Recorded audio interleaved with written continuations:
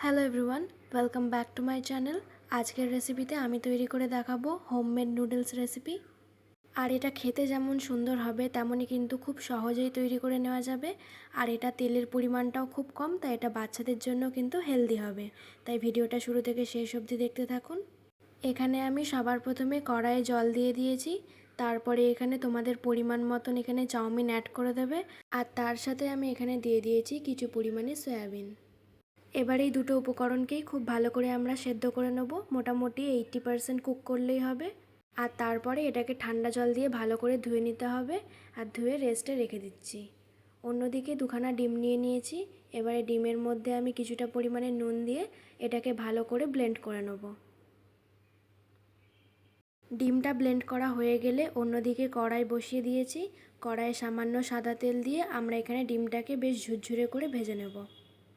আমার ভিডিওগুলো যদি তোমাদের কাছে ভালো লেগে থাকে, আমার চ্যানেলকে সাবস্ক্রাইব করে পাশে থাকবেন আর বেল আইকনটাকেও ক্লিক করে দেবেন। এতে করে আমার নতুন ভিডিওগুলো সরাসরি তোমাদের কাছে পৌঁছে যাবে। এই পর্যায়ে আমাদের ডিমটাও ভাজা হয়ে গেছে। এবারে কড়াইতে আমি সাদা তেল দিয়ে দিচ্ছি। আমরা আজকে যেইটুকু পরিমাণে তেল এখানে ইউজ করেছি সেইটুকু পরিমাণে তেল দিয়েই কিন্তু আজকে সমস্ত রান্নাটা করে দেখাবো। এবারে তেলটা গরম হয়ে আসলে আমরা এখানে প্রথমে কাঁচা লঙ্কা ফোড়নে দিয়ে দিয়েছি।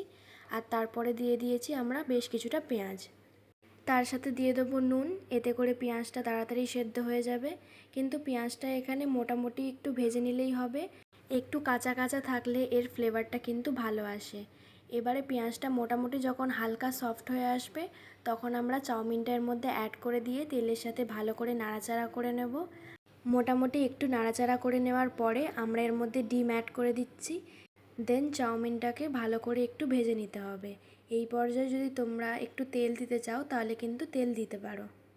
আমি যেহেতু এখানে কম তেলেই রান্না করব, তাই গ্যাসের ফ্লেমটা কিন্তু অবশ্যই লো টু মিডিয়ামে রেখে এরপর হালকা ভেজে নেওয়ার পরে আমি এর মধ্যে দিয়ে দিচ্ছি ম্যাগি মশলা। এই পর্যায়ে কিন্তু নুনের পরিমাণটা আমরা পরেই অ্যাড করব, কারণ ম্যাগি মশলার মধ্যে প্রথমেই কিন্তু নুন দেওয়া থাকে। তাই যতটা পরিমাণে ম্যাগি মশলা দেওয়ার প্রয়োজন ততটা দেওয়া হয়ে গেলে হালকা ভেজে আগে একটু চেক করে নেবে, তারপরেই কিন্তু নুনের পরিমাণটা এখানে অ্যাড করতে পারবে। এতে করে কতটা পরিমাণে এর মধ্যে নুন অ্যাড করতে হবে এটার আন্দাজ তোমরা পেয়ে যাবে।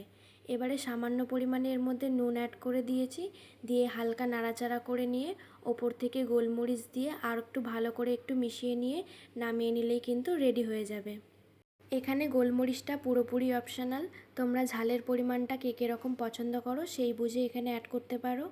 কম তেলের এই চাউমিনের রেসিপিটা তোমাদের কাছে কেমন লেগেছে আমাকে কিন্তু কমেন্ট করতে একদম ভুলবে না। ভিডিওটি ভালো লেগে থাকলে অবশ্যই লাইক কমেন্ট শেয়ার করবেন। আজকের জন্য এইটুকুই। দেখা হচ্ছে নেক্সট ভিডিওতে।